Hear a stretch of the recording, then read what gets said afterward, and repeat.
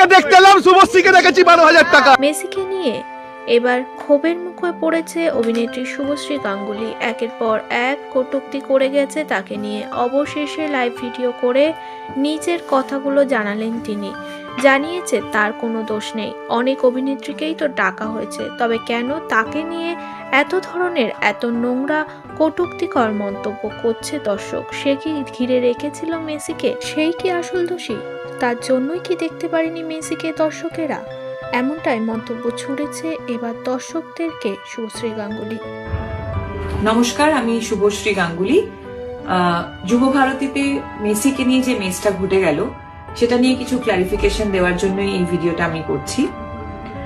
Goat ইভেন্টে আমি একজন ইনভাইটি ছিলাম, মানে আমাকে ইনভিটেশন পাঠানো হয়েছিল। আমি হায়াতে গেছিলাম, আমার ফ্রেটার্নিটি থেকে আমি এবং কৌশিক গাঙ্গুলি ছিলেন। শুধুমাত্র আমার ফ্রেটার্নিটি নয়, বড় বড় ইন্ডাস্ট্রিয়ালিস্টরা ছিলেন, এমিনেন্ট জাজেস, আইপিএস অফিসার্স, জার্নালিস্ট, স্পন্সরসদের তরফ থেকে অনেকে ছিলেন। সেখানে অ্যাক্টিভিটিটা এটাই ছিল, উনি আসবেন, আমাদের সবার সাথে মিট করবেন এবং ছবি তুলবেন। আমি 1:30 নাগাদ হায়াতে পৌঁছই। 10:15 নাগাদ ওনার সাথে আমার মিট হয়, আমি ছবি তুলি এবং যখন আমি বেরিয়ে আসছি তখন পিআর টিম থেকে আমাকে রিকোয়েস্ট করা হয়, ওদের পিআর টিম থেকে আমাকে রিকোয়েস্ট করা হয় যদি আমি যুব ভারতীতে যাই তাহলে ওনাদের জন্য খুব সুবিধে হয়, কারণ ওখানেও নানান রকম ব্যবস্থাপনা ছিল মেসিকে ঘিরে। যেখানে আমি থাকলে ওনাদের সুবিধে হয়, আমি ছাড়াও Sourav Ganguly, SRK, honourable chief minister. হ্যাঁ, আর একটা কথা বলে দিই, যেহেতু এই প্রশ্নটা উঠছে যে আমাদের ইন্ডাস্ট্রি থেকে আমাকেই কেন ডাকা হয়েছে, এটার উত্তর ওদের পিআর টিম বেশি ভালো দিতে পারবে যে আমাকে কেন ইনভাইট করা হয়েছিল। আমি রাজি হওয়ার পর হায়াত থেকে বেরিয়ে যুব ভারতীতে যাই এবং আমাদের জন্য একটা নির্দিষ্ট টেন্ট করা হয়েছিল, সেখানে অনেকেই আমরা বসেছিলাম, ওনার জন্য অপেক্ষা করছিলাম, অনুষ্ঠান শুরু হওয়ার অপেক্ষা করছিলাম। ইন বিটুইন আমার পিআর টিম থেকে ইনস্টাগ্রামে ফটোগুলো পোস্ট করা হয়। আমরা রিয়েলাইজ করিনি ঠিক সেই সময় ছবি পোস্ট হয়নি, তার কারণ ওখানে জ্যামার লাগানো ছিল। আপনারা যারা যারা ওখানে ছিলেন তারা নিশ্চয়ই জানেন, আপনাদেরও ফোনের নেটওয়ার্ক কাজ করছিল না। 11:30 নাগাদ মেসি ঢোকেন এবং ঢোকার পর যে ক্যাওসটা শুরু হয়, যে ডিজাস্টারটা হয়, সেটা আমি নিজের চোখে দেখেছি।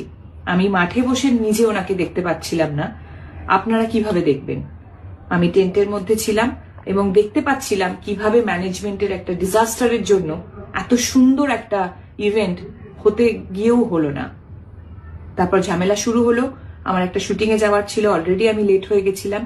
আমি ওখান থেকে বেরিয়ে আসি এবং বেরোনোর সময় যেহেতু আমার শুটিং এ দেরি হয়ে যায়, তাই আমার ওখানে কমিউনিকেশন করার প্রয়োজন ছিল। আমি ওখানে কিছুটা সময় ফোনে ব্যস্ত ছিলাম। তারপরে এই যে এত সুন্দর একটা ইভেন্ট হলো না, একটা অদ্ভুত জিনিসে পরিণত হলো, সেটা নিয়ে অনেকের সাথে আমি ডিসকাস করছিলাম। তাই আমি ইনস্টাগ্রাম খুলে দেখতে পারিনি যে আমার ছবিটা তখন পোস্ট হয়নি। আমি বানতলায় পৌঁছই, আমার শুটিং এ দেরি হওয়ার কারণে আমি ইমিডিয়েটলি মেকআপ ভ্যানে চলে যাই মেকআপ করতে। মেকআপ করার পর আমি শর্ট দিতে চলে যাই। অনেক ক্ষণ পর আমি রিয়েলাইজ করি যে ঘটনাটা আমি দেখে এসেছি সেটা একটা বড় আকার নিয়ে নিয়েছে এবং কোনো না কোনো ভাবে আমি সেটাতে রিলেট হয়ে গেছি। যখন আমি ইনস্টাগ্রাম খুলি তখন আমি রিয়েলাইজ করি যে আমার ছবিটা জাস্ট কিছুক্ষণ আগে শেয়ার হয়েছে, পোস্ট হয়েছে টেকনিক্যাল গ্লিচের জন্য, এবং এটা প্রচুর জায়গায় অলরেডি শেয়ার হয়ে গেছে।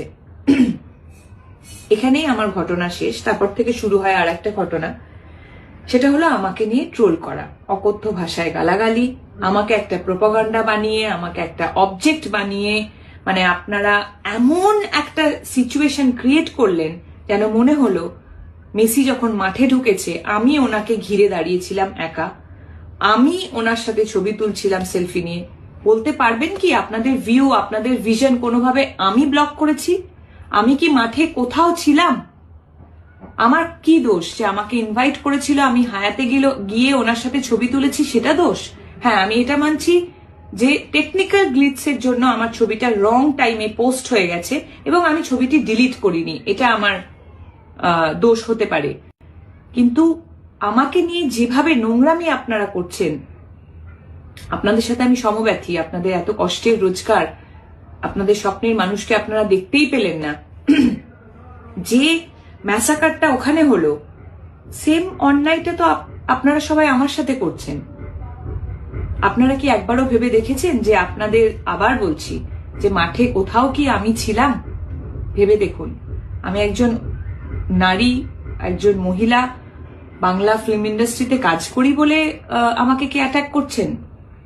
বলিউডেও তো করিনা কাপুর গেছিল, হায়দ্রাবাদ থেকেও একজন হিরোইনকে ইনভাইট করা হয়েছিল।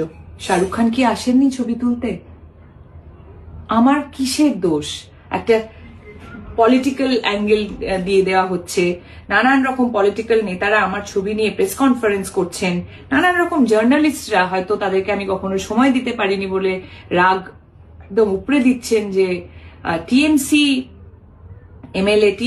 এমএলএ রাজ চক্রবর্তীর বউ, অমুকের এক্স গার্লফ্রেন্ড।